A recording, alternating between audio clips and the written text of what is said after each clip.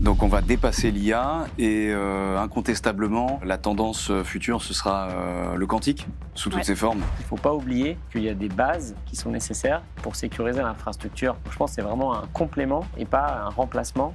Et donc je pense que ça l'a rappelé à tout le monde. Aujourd'hui, une équipe sécurité avec des outillages, on va dire, historiques, elle voit qu'elle a 10 000, 20 000 vulnérabilités, elle ne sait pas par où commencer. Donc il y a besoin d'avoir ces outils qui priorisent leur travail. Je suis content parce qu'avec Wiz, je sais sur quoi mes équipes vont se focaliser quand elles ont 1 heure. Et je sais que ça va être un temps bien utilisé. Pour être capable d'évoluer avec les tendances, il y a un prérequis pour une solution telle que Wiz, c'est d'arriver à gérer la complexité d'un modèle multi-cloud. On est fiers d'avoir pu contribuer à faire profiter le monde de Jeux Olympiques de façon tout à fait cybersécurisée. On utilise l'IA à de nombreux endroits dans la solution. Je pense qu'on a plus d'une trentaine d'usages de l'intelligence artificielle. Tout le monde utilise l'IA et il y a une complexification effectivement induite à cette utilisation-là.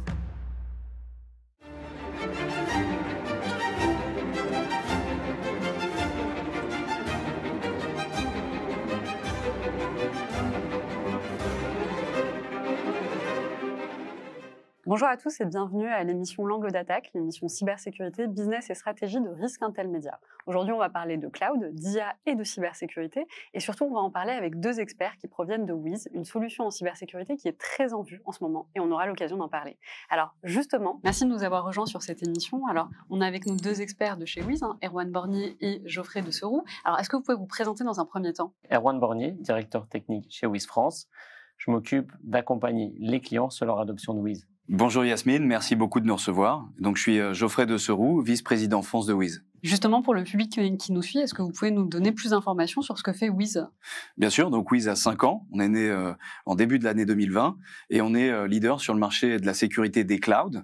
Notre mission, elle est claire chez Wiz, c'est de sécuriser tout ce que nos clients conçoivent et déploient dans les clouds, quels qu'ils soient, publics, privés ou souverains, et ce via notre plateforme, une seule et unique interface graphique qui est composée de 3 modules, Wiz Cloud, qui permet aux équipes d'améliorer la posture de sécurité, Wiz Code, qui permet aux développeurs d'embrasser une approche shift left, c'est-à-dire de sécuriser le code avant de le pousser en production, dès la phase de développement, et enfin Wiz Defend, qui permet aux équipes SOC de lutter face aux menaces et aux attaques en temps réel, et donc d'aborder une approche shift right. Alors, merci d'être venu parce que c'est vrai que Wiz a défrayé la chronique récemment. On en a beaucoup entendu parler et j'aimerais justement revenir un peu sur l'historique de Wiz. L'année dernière, les fondateurs de Wiz ont donc refusé près de 23 milliards de dollars pour un rachat de la part de Google. Et cette année, il serait potentiellement prévu un rachat autour de 32 milliards de dollars, ce qui est quand même un chiffre très conséquent. Et forcément, ça a questionné beaucoup l'écosystème, puisque refuser quand même une somme pareille, c'est énorme. Et donc, nous, on s'est posé la question, quelle est vraiment la stratégie derrière un tel rachat, en fait? Alors, avant tout, c'est important de souligner qu'au moment où on se parle, le deal, il n'est pas encore fait. Oui. Il est encore sous le coup des régulateurs. Donc, on ne peut pas s'exprimer et donner des détails sur les opérations et la stratégie de ce deal. En revanche, ce que je peux faire et ce que je vous propose, c'est de répondre à la question suivante. Pourquoi un hyperscaler comme Google pourrait être intéressé à acquérir une société comme Wiz? Ma réponse, elle comporte 2 volets. Le premier, c'est pourquoi, P-O-U-R-Q-O-I, donc les raisons.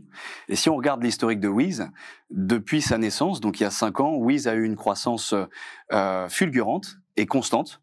On a fait 100 millions d'ARR, donc Annual Recurring Revenue, la première année, 300 millions la deuxième année. Et cette année, on termine la 5e année, on est à la 2e moitié de la 5e année, et on va dépasser le 1,1 milliard. Okay. Cette croissance, elle est fulgurante, constante, mais aussi saine. Pourquoi? Parce que 35% de l'ARR est fait par l'Europe. Et c'est assez remarquable pour une société américaine que 35% du chiffre d'affaires soit généré par l'Europe. Chiffre d'affaires annuel. Ensuite, le deuxième volet, c'est pourquoi, dans quel but? Eh bien, je vous l'ai dit, la croissance, elle est exponentielle. Donc, un hyperscaler comme Google bénéficierait d'un moteur de croissance extraordinaire, également d'une crédibilité instantanée sur le marché de la sécurité des clouds. Et enfin, et c'est pas des moindres, c'est le go-to-market. Qu'est-ce que ça veut dire?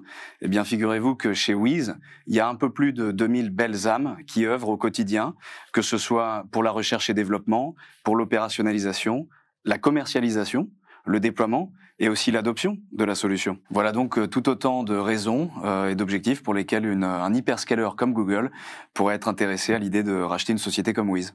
J'aimerais revenir notamment sur l'histoire des fondateurs, parce que je comprends quand même qu'ils ont une histoire assez intéressante. Est-ce que vous pouvez nous en dire plus? En effet, c'est alors ce que je trouve marquant, c'est que quand on parle aux fondateurs, donc ils sont 4 fondateurs à l'origine de Wiz, ce qui est déjà entre guillemets 4 fondateurs qui ensuite prennent des rôles vraiment exécutifs sur une organisation de cette taille. Je pense que c'est déjà assez rare sur le marché. Mais donc en fait, ces 4 personnes, quand on leur pose la question, tiens, quand est-ce que vous avez créé Wiz, ils répondent pas il y a 5 ans, parce que Wiz a été fondé en 2020, ils répondent il y a 20 ans.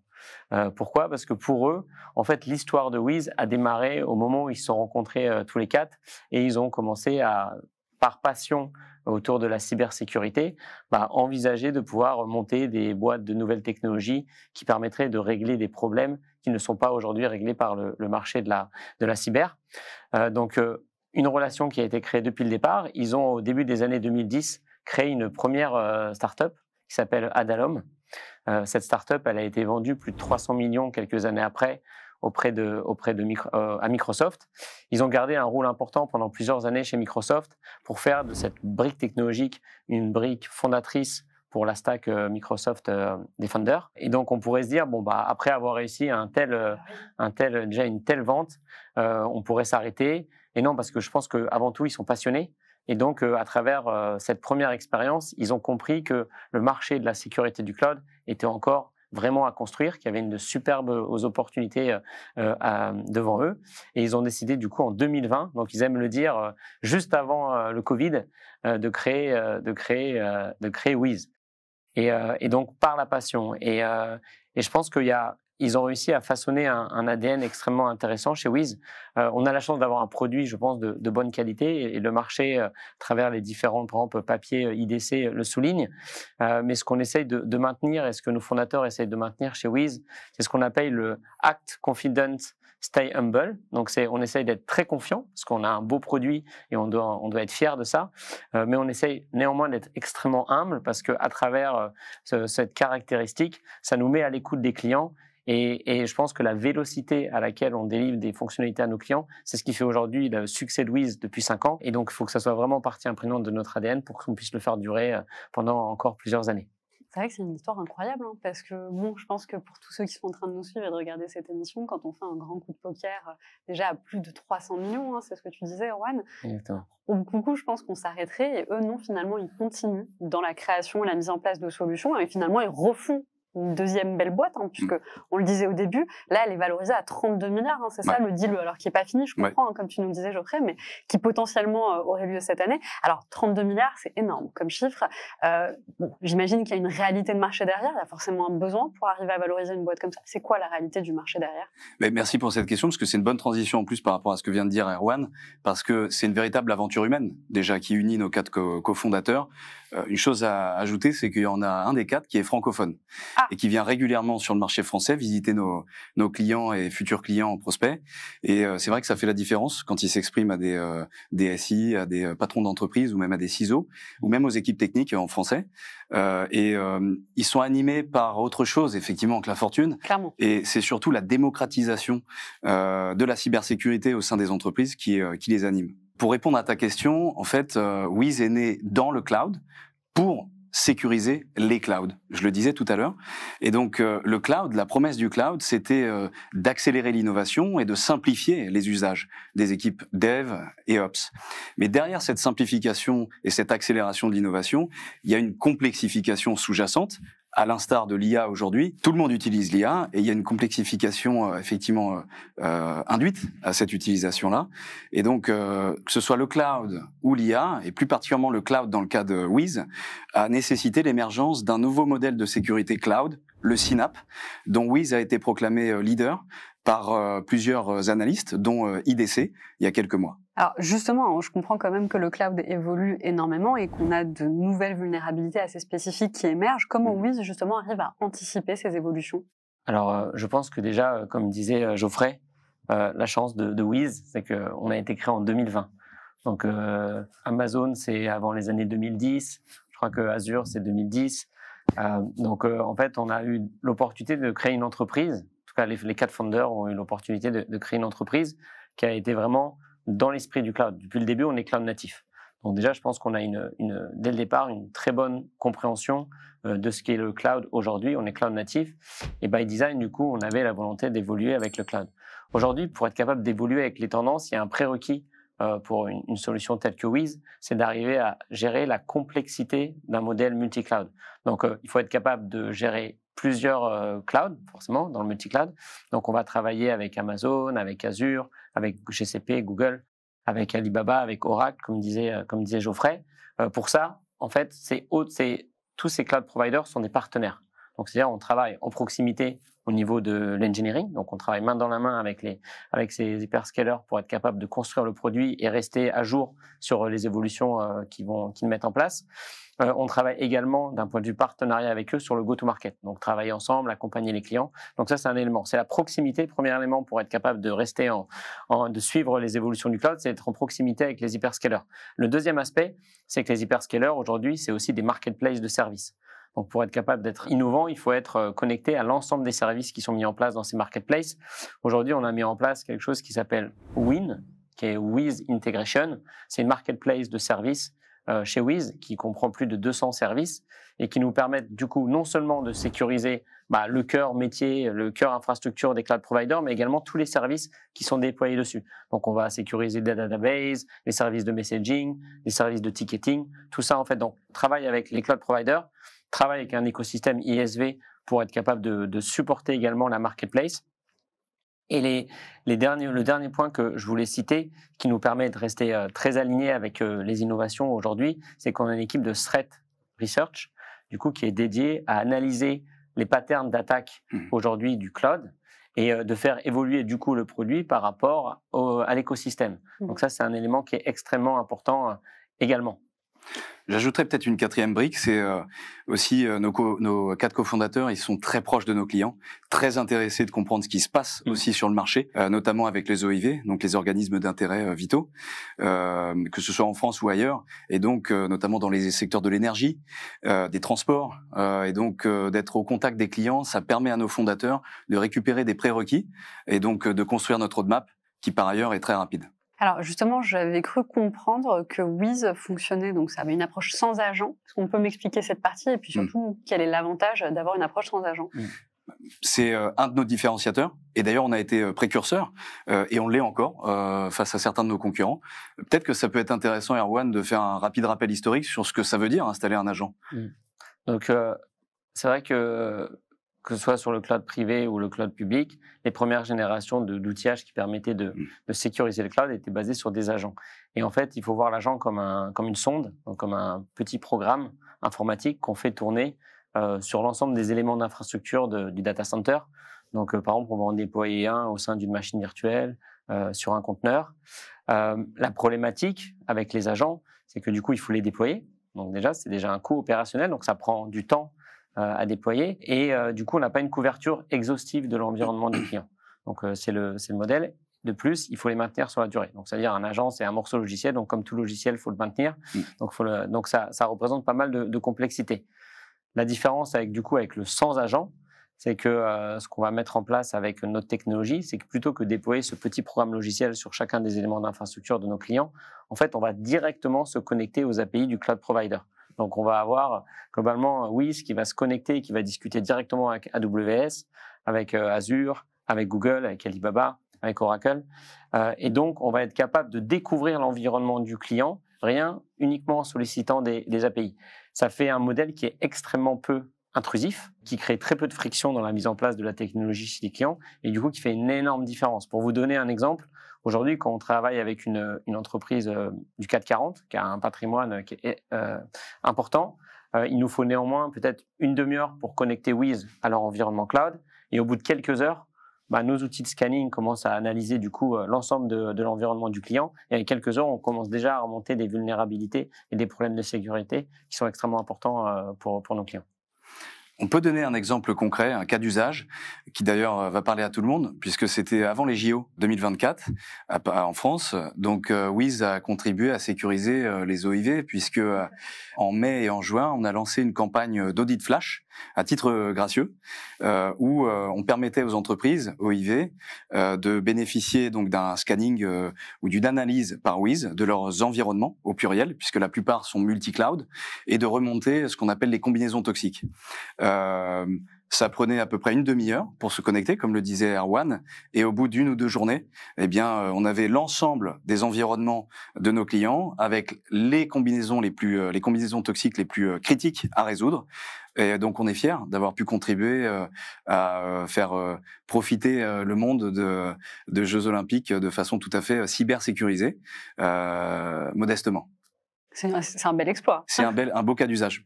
Alors, justement, comment Wiz unifie-t-il la détection des risques dans les clouds hétérogènes? Je pense notamment à AWS ou Azure. Et puis, je comprends qu'il y a un rôle particulier par rapport à votre graphe de sécurité dans un cas multi-cloud. Ouais. Donc, le point, c'est déjà, il faut faire le constat. Tous les cloud providers, du coup, ont des API différentes, introduisent des concepts différents, introduit des outillages natifs de sécurité pour monitorer leur environnement. Donc, on a globalement beaucoup de diversité. Ça crée un vrai problème pour les entreprises, parce qu'en termes de compétences, en termes de modèles opérationnels, ça rajoute énormément de lourdeur. Donc, ce qui a fait la première étape de Wiz, ça a été de normaliser ce modèle-là. Donc, si par exemple, si je prends l'exemple de Amazon, une machine virtuelle sur Amazon s'appelle une instance EC2. C'est un concept, c'est un vocabulaire. Nous, en fait, dans notre normalisation, on va avoir un langage unique qu'on a établi qui permet de décrire les environnements cloud de nos clients. Donc, on va parler d'une virtual machine. C'est basique, mais au moins, on parle de la même chose, quel que soit l'environnement de nos clients. Donc, on a normalisé, donc on a créé un vocabulaire unique qui permet de décrire les infrastructures de nos clients. Après, du coup, comme j'expliquais précédemment, avec notre approche sans agent, on va être capable de découvrir l'environnement de nos clients, aspirer un maximum d'informations sur l'environnement de nos clients. On va découvrir les VM, les conteneurs, on va découvrir l'exposition à Internet, les données qui sont manipulées. On va stocker tout un ensemble d'informations qu'on va stocker dans un security graph. C'est quoi le security graph? Il faut voir ça comme une grosse base de données sous forme de graphe. Pourquoi on utilise un graphe? C'est qu'un graphe, ça va permettre d'établir des liens entre différentes informations qu'on aura capturées. Et c'est la base de notre analyse. En ayant capturé le fait qu'on a une machine virtuelle qui accède à de la donnée sensible et que cette machine virtuelle, elle est exposée sur Internet, en fait, on va identifier ce qu'on appelle des combinaisons toxiques. Si cette machine virtuelle, elle est porteuse, par exemple, d'une vulnérabilité, du coup, ça va nous aider à comprendre que cette vulnérabilité, elle est importante à traiter parce qu'elle manipule de la donnée sensible. Elle pourrait permettre à un attaqueur de pouvoir manipuler de la donnée sensible. Elle va permettre et elle est exposée sur Internet. Donc, Security Graph, c'est la base pour nous. On stocke toutes les informations à l'intérieur et ça nous permet d'identifier ce qu'on appelle du coup des combinaisons toxiques qui sont les priorités sur lesquelles les équipes de sécurité doivent se pencher pour vraiment régler leurs problèmes principaux. Et c'est là où effectivement Wiz a été précurseur dans l'approche de la cybersécurité et plus particulièrement du risque, puisque là où nos concurrents apportent une visibilité unitaire par vulnérabilité ou par mauvaise configuration, Wiz va contextualiser ces vulnérabilités, ces mauvaises configurations, ces expositions à Internet, et donc en dessiner des combinaisons toxiques qui sont ni plus ni moins des chemins d'attaque potentiels que pourrait utiliser un hacker pour pirater les entreprises. C'est vrai qu'aujourd'hui, une équipe sécurité avec des outillages, on va dire, historiques, elle voit qu'elle a 10 000, 20 000 vulnérabilités, elle ne sait pas par où commencer. Donc, il y a besoin d'avoir ces outils qui priorisent leur travail, qui le rendent efficace, en particulier dans un contexte où on va essayer de rendre tout le monde responsable de la sécurité, les développeurs y compris, dans une entreprise, de leur donner le bon niveau de priorisation pour optimiser leur travail. Le CISO d'un grand groupe d'énergie français disait au début de la semaine, je suis content parce qu'avec Wiz, je sais sur quoi mes équipes vont se focaliser quand elles ont 1 heure. Et je sais que ça va être un temps bien utilisé. Voilà. Alors, forcément, on parle beaucoup d'IA en ce moment. Est-ce que Wiz, c'est une solution qui utilise l'IA? Est-ce qu'elle est IA native? Alors, totalement. Donc, on utilise l'IA à de nombreux endroits dans la solution. Je pense qu'on a plus d'une trentaine d'usages de l'intelligence artificielle. Tout d'abord, ça va nous permettre de détecter. Donc, comme j'expliquais, on a énormément d'informations qui sont remontées par nos différents outillages. Il faut être capable de détecter les bons signaux, de ne pas tout remonter en termes de bruit. Donc, il y a déjà des algorithmes d'intelligence artificielle qui permettent de faire le filtrage. Après, il faut être capable de prioriser l'information. Donc, une fois qu'on l'a détecté, qu'on a enlevé le bruit, il faut être capable de faire passer des algorithmes qui vont justement déterminer avec les différentes corrélations, les différents risques que l'entreprise peut courir, quelles sont les priorités sur lesquelles les équipes de sécurité vont pouvoir se pencher. Et une fois qu'on a ces informations, du coup, qu'on a détectées et priorisées, la plateforme va utiliser de l'IA générative pour décrire la problématique. Donc, on va avoir un texte, par exemple, de description en disant « Attention, cette machine virtuelle est infectée par telle vulnérabilité exposée sur Internet ». On va avoir un champ qui est très explicatif et très clair. Pourquoi ? Toujours le même message. On veut rendre les équipes de développement partie prenante en termes de remédiation. Donc, si jamais on est capable de documenter clairement les problématiques de sécurité d'un environnement, on est capable d'impliquer un maximum d'équipes parce on part du principe que ce n'est pas forcément que des experts de sécurité qui vont se connecter à la plateforme. Donc, on va fournir des outils pour investiguer clairement. Et l'aspect qui est extrêmement intéressant également, c'est qu'on va outiller les équipes avec de l'intelligence artificielle pour remédier. Donc, on va générer des solutions pour nos clients. Voilà, j'ai une exposition sur Internet, du coup, je vais générer la configuration pour un cloud provider donné, où j'aurai juste à exécuter le script. Donc, nous, on va générer le script et eux, ça va directement reconfigurer leur environnement pour être capable de régler les problématiques de sécurité. Donc, la remédiation. Après, on a des docs assez classiques pour être capable de générer de la doc, pour interagir avec la doc comme si c'était un chatbot et du coup poser des questions et être accompagné.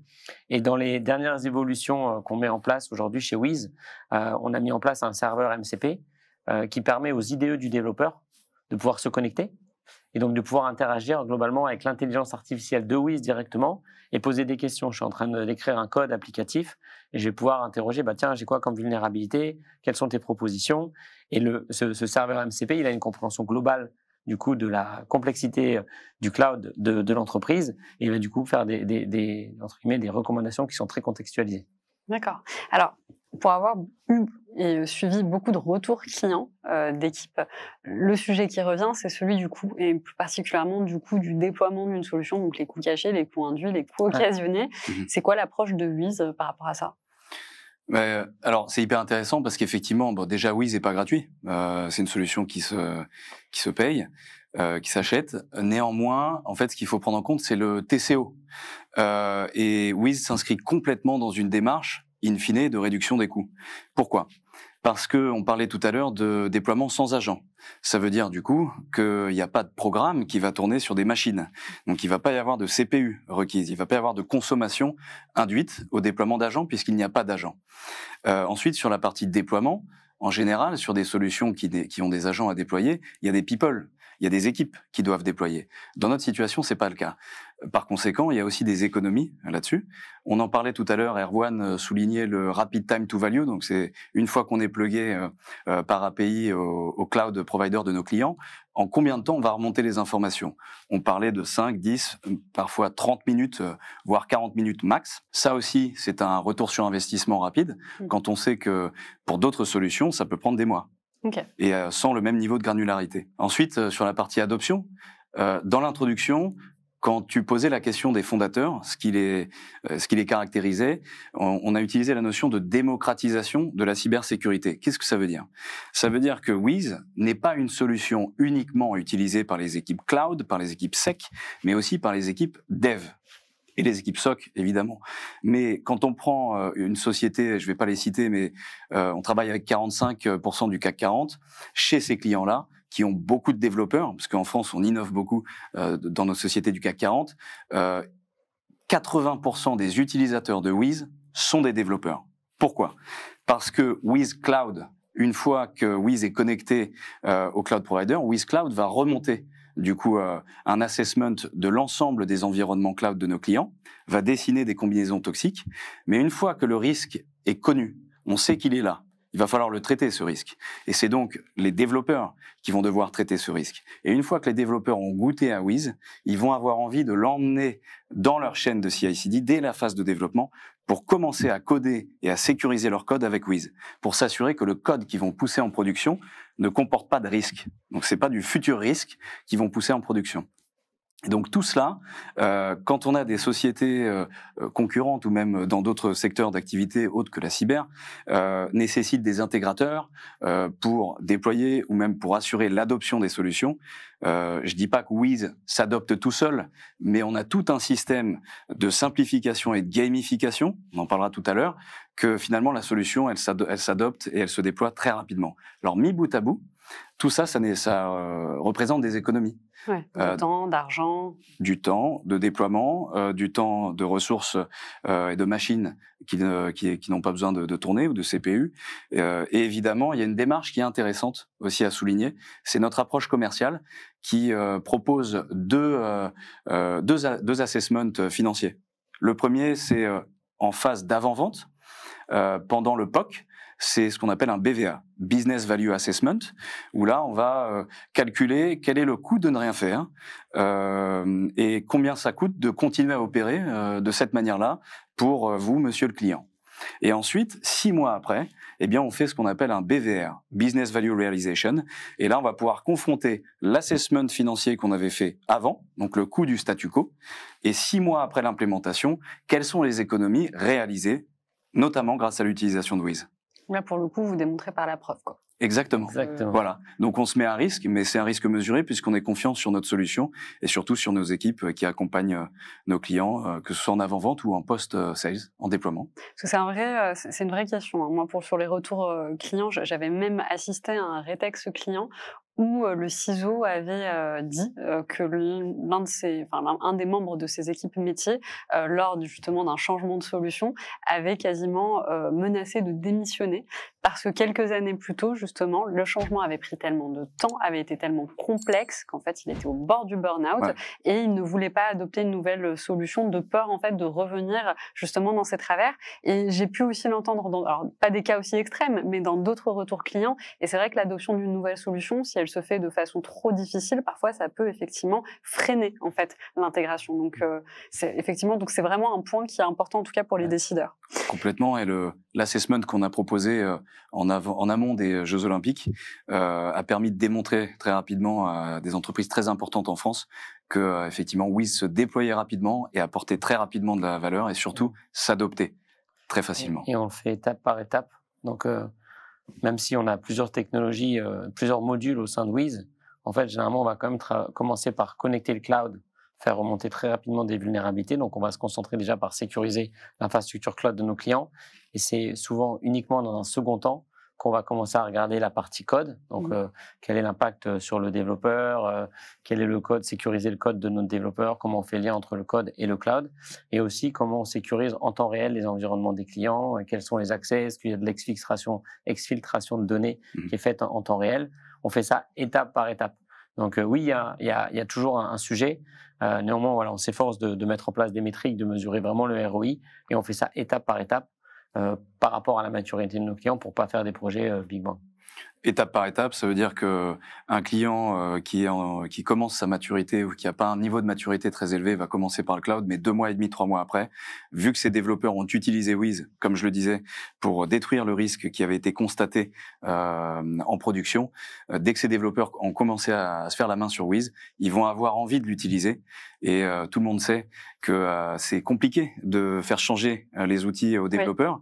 Oui. Et donc, quand on sait que 80% de nos utilisateurs sont des développeurs, c'est quand même un gage de qualité et de facilité d'adoption.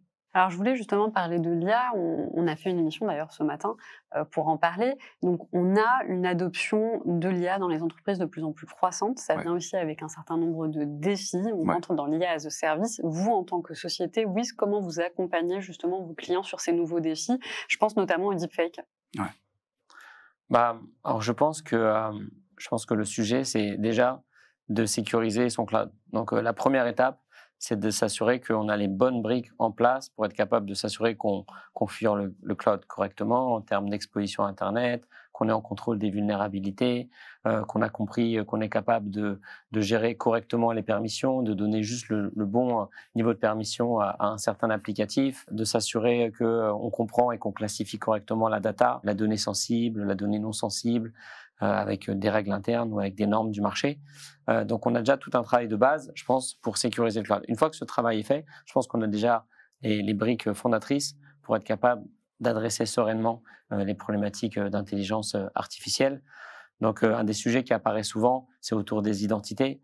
Donc, par exemple, chacun des agents IA va avoir sa propre identité. Donc, on peut imaginer qu'on va avoir un nombre croissant de permissions. Ces agents IA, ils vont connecter beaucoup de différentes ressources. multi-cloud. Donc, on retombe sur les problématiques de multi-cloud qu'on a discuté juste précédemment. Et également, ces agents IA, ils vont du coup avoir un grand nombre d'identités et de permissions. Et ça en fera entre guillemets, une cible intéressante par les attaquants. Parce que du coup, ils pourront se concentrer sur ces briques software. Et du coup, s'ils sont capables de les compromettre, d'avoir accès à différents éléments du SI et différentes plateformes SaaS ou cloud que l'entreprise aura provisionnées. Donc, on a un vrai risque, je pense, à ce niveau-là.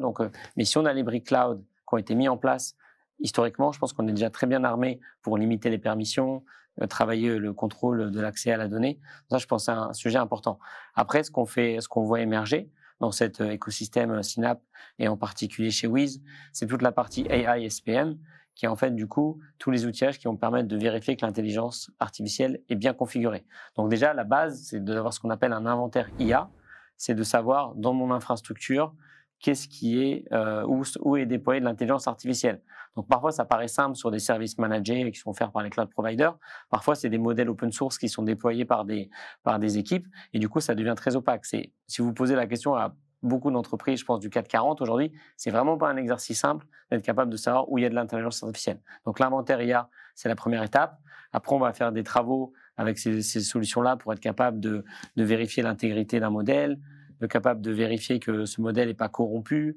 On va également introduire tout ce qui est compliance, ou on introduit plutôt tout ce qui est compliance pour s'assurer, par exemple, que on respecte des compliances comme le Top 10 LLM OWASP, qui en fait permet de vérifier que notre infrastructure d'intelligence artificielle, elle n'est pas vulnérable aux 10 patterns les plus fréquents et les plus dangereux qui sont utilisés par les attaqueurs aujourd'hui. Alors justement, je voulais revenir sur quelque chose qui s'est produit en mars 2025. Je comprends que vos équipes de chercheurs en cybersécurité ont trouvé de nouvelles vulnérabilités, justement sur Ingress, Nightmare, mais aussi sur DeepSeek. Est-ce que vous pouvez nous expliquer déjà le rôle de vos équipes dans la découverte de cette vulnérabilité et puis de quoi il s'agit?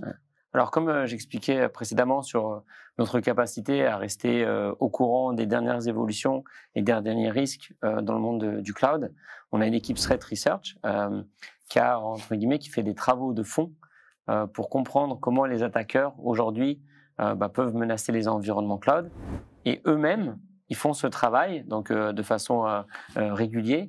Ils essayent de regarder les différentes solutions SaaS qui sont sur le marché ou les différentes technologies open source et de regarder les faiblesses en termes de sécurité qu'elles ont. D'ailleurs, on a un site threat.wiz.io du coup, qui est le site de cette équipe-là, sur lequel ils publient énormément d'informations sur des dernières trouvailles. Et donc, dans le cadre de ce travail de fond, ils ont défrayé la chronique au mois de janvier.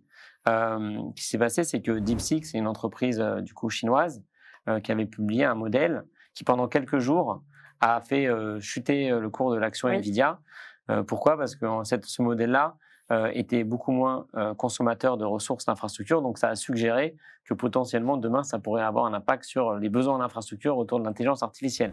Donc ça a fait beaucoup parler, et donc DeepSeek a du coup mis en avant son modèle, les équipes Threat Research ont commencé à s'y intéresser, et en se connectant et en explorant, ils se sont rendus compte que cette solution en ligne en fait, exposé une database qui s'appelle ClickHouse, qui est une database analytics. Ils ont scanné les différents ports plutôt de l'infrastructure ClickHouse, et ils ont découvert qu'il y avait des ports qui étaient publics, ouverts, non sécurisés, et qui permettaient de prendre un accès complet et d'avoir un accès de lecture à cette base de données. Dans cette base de données, on pouvait voir des informations, des secrets, donc des informations d'infrastructure importantes, et également des prompts qui avaient été envoyés par les utilisateurs. Donc, on avait énormément d'informations qui étaient disponibles dans cette base de données. Donc, ils ont notifié les équipes DeepSeek, c'est ce qu'ils font. Ils n'ont pas vocation à pénaliser d'un point de vue, d'impacter ces entreprises-là. Ils ont notifié, les équipes sécurité de DeepSeek ont rapidement réglé le problème. La leçon de cette histoire, et ça revient au point précédent sur votre question autour de l'intelligence artificielle, c'est que l'intelligence artificielle, c'est une évolution de nos modèles actuels, mais du coup, la base est toujours nécessaire. Et en fait, on se rend compte que dans ce problème-là, le problème était vraiment très basique, c'est-à-dire c'est un problème d'infrastructure avec des ports ouverts, exposés sur Internet. C'est des choses qui aujourd'hui doivent être traitées dans le cloud comme dans l'intelligence artificielle. Donc on peut mettre en place des choses très sophistiquées pour sécuriser l'intelligence artificielle. Bien sûr, il faut le faire. Par contre, il ne faut pas oublier qu'il y a des bases qui sont nécessaires pour sécuriser l'infrastructure. Donc je pense que c'est vraiment un complément et pas un remplacement. Et donc je pense que ça l'a rappelé à tout le monde. Merci. Alors, on est sur une émission effectivement business et stratégie, mais on aime bien avoir aussi une approche de prospective. Donc, je voulais vous demander, vous en tant qu'expert, qu'est-ce que vous pensez va être les nouvelles tendances ou technologies qui vont venir disrupter le marché de la cybersécurité dans les années à venir? La prospective, elle nous invite à dépasser le présent. Le présent, c'est l'IA. Donc on va dépasser l'IA et incontestablement, la tendance future, ce sera le quantique sous toutes ses formes. La cryptographie quantique, post-quantique, les réseaux, l'Internet quantique. Et finalement, dans quelle mesure on pourra sécuriser nos environnements dans un nouveau paradigme où les puissances de calcul seront exponentiellement supérieures par rapport à ce qu'on connaît aujourd'hui. Et donc, que ce soit au niveau des attaques, au niveau aussi des contre-attaques, de la défense, tout ça dopé avec le quantique. Donc, la tendance, c'est celle-ci. Eh bien, merci beaucoup en tout cas d'avoir répondu à mes questions. Merci également au public qui nous a suivis. Donc, c'était l'émission L'Angle d'attaque, l'émission cybersécurité, business et stratégie de Risk Intel Media. Aujourd'hui, on avait 2 experts en cybersécurité issus de Wiz. Si vous voulez en savoir plus sur Wiz, n'hésitez pas à aller regarder ce qu'ils font. Vous avez le site internet, mais également vous pouvez retrouver nos 2 intervenants sur LinkedIn. Pour nous, comme d'habitude, n'oubliez pas de liker, de commenter et de vous abonner pour qu'on puisse continuer à vous proposer un contenu de qualité. Et je vous souhaite une bonne continuation.